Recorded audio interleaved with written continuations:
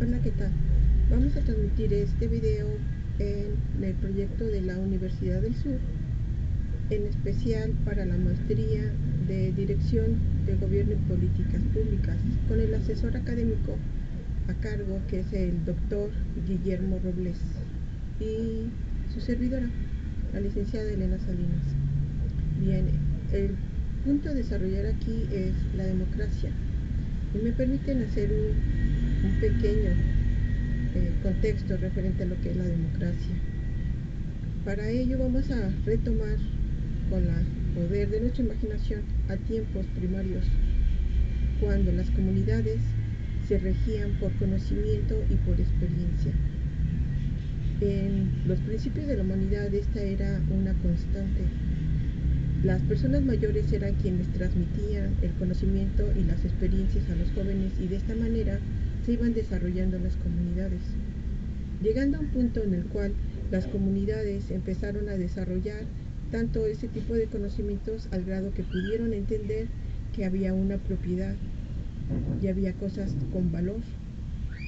A esto después se les vio la necesidad de protegerlos, tanto a la ciudadanía como a la propiedad, llegando a tener un estado, llegar a ser un estado. Y para ello empezaron a pensar: ¿qué necesitamos en un estado sino personas que nos rijan en el estado, que nos dirijan en ello?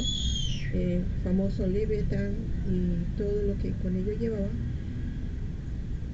empiezan a tener mecanismos democráticos para poder elegir. Pues bien, no siempre fue así. En Turquía hay una comunidad de más de 8.000 años que surgió, y que ellos dieron una perspectiva muy bonita, porque no había en sí alguien quien rigiera, sino que todos era una cooperación mutua entre un vecino, otro vecino, una vecina, otra vecina, todos con el fin común a la comunidad, para poder fortalecerse internamente entre ellos. Pues bien, a este tipo de gobierno, sin gobierno, pero que era muy participativo, se le vino también. En otros países también había comunidades que ya lo practicaban posterior al tiempo. Después surgió una figura muy importante, que era como el chamán o un sacerdote, que era el puente entre lo divino y la vida física. Ellos tenían la tarea de guiar a los pueblos y de darles conocimientos desde astrales, cosechas, enfermedades, en fin, ellos regían porque eran el vínculo divino entre lo divino y el pueblo, ¿no? A esto se le llamaba jerarquía. Y posteriormente vemos otro tipo de civilizaciones, como los egipcios, que tenía el poder el faraón, también manado de lo divino, o en Japón el emperador o los reyes, ¿no? Que estos también eran personas que tenían cierto control sobre todos los demás por cuestiones divinas. A esto se le llamaba monarquía. No había una democracia como tal ahí, sino era un sometimiento, ¿no? Pero había sociedades en la antigüedad todavía a la par que practicaban lo mismo, pero de una manera más humanista y más democrática, aunque la palabra aún no se acuñaba en su totalidad. La palabra en sí de democracia se da en Atenas, en Grecia. Demo, que es pueblo, y kratos, que es gobierno. Entonces, aterrizando estas palabras, sería el gobierno del pueblo.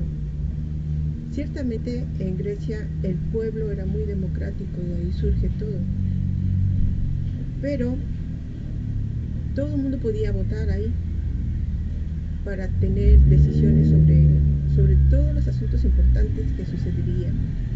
Todos es relativo. No podía votar una mujer, no podía votar un joven que no tuviera instrucción militar, no podría votar un joven que tuviera una deuda, no podía votar un joven esclavo, no podía votar un joven que sus padres tuvieran adeudo al gobierno, no podía votar un joven que no tuviera tierras.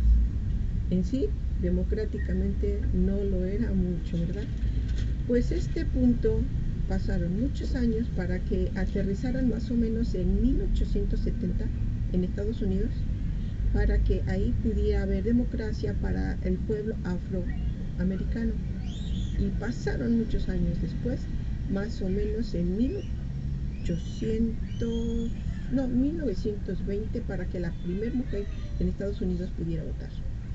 Pasaron más años para que aquí en México, en 1953, el voto se le diera a la mujer de manera democrática. Pues bien, estas visiones, todas estas visiones de democracia y de gobierno están centradas principalmente en Montesquieu, en la visión de Montesquieu y su manera de dividir al poder, en este caso el gobierno. Se divide en tres partes muy importantes.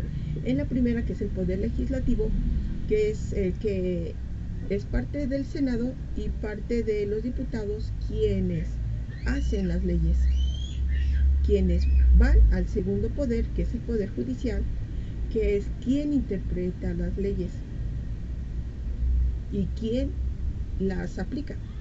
A esto se le viene que va siendo magistrados y jueces. Viene el tercer poder, que es el ejecutivo, que está representado por el secretario de gobierno y por el presidente, en el caso de México. Pero a esto le sumamos un poder fáctico, o los poderes fácticos, que casi no se habla, pero que también son muy importantes para esta democracia. Uno de los poderes fácticos sería el cuarto poder, el cual se le llama la prensa, ¿no? La prensa y los medios de comunicación. Estos son muy importantes, ya que ellos también moldean el poder de las votaciones y el entender de la gente, lo manipulan, por decirlo así, hablando específicamente de México. A este otro poder fáctico se le suma los empresarios y la iglesia, que también tienen el poder tanto adquisitivo como de personas, que mueven masas de personas y conciencias para poder hacer una diferencia en cuanto a la votación se debe, ¿no? Claro, nosotros tenemos un gobierno representativo.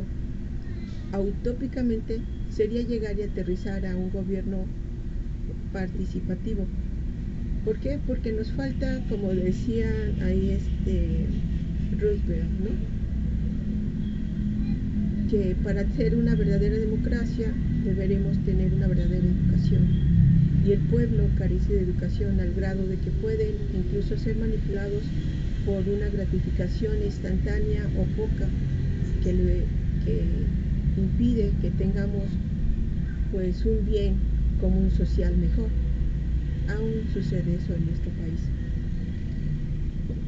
Pues esto es cuanto referente a lo que es la democracia en México y la utopía de querer una democracia participativa. Para tener una democracia más participativa, estaríamos pensando en el poder de la gente de organizarse de manera civil, para poder tener organizaciones civiles, organizaciones sociales, organizaciones laborales efectivas, la organización incluso de comunidades o de vecindarios para un mejoramiento común, y sobre todo para el bien de nuestro país requerimos tener gente con una buena moral. Si tenemos gente con una buena moral, tenemos un gobierno con buena moral, y tendríamos entonces sí una participación activa, positiva y una buena democracia. Esto es cuanto.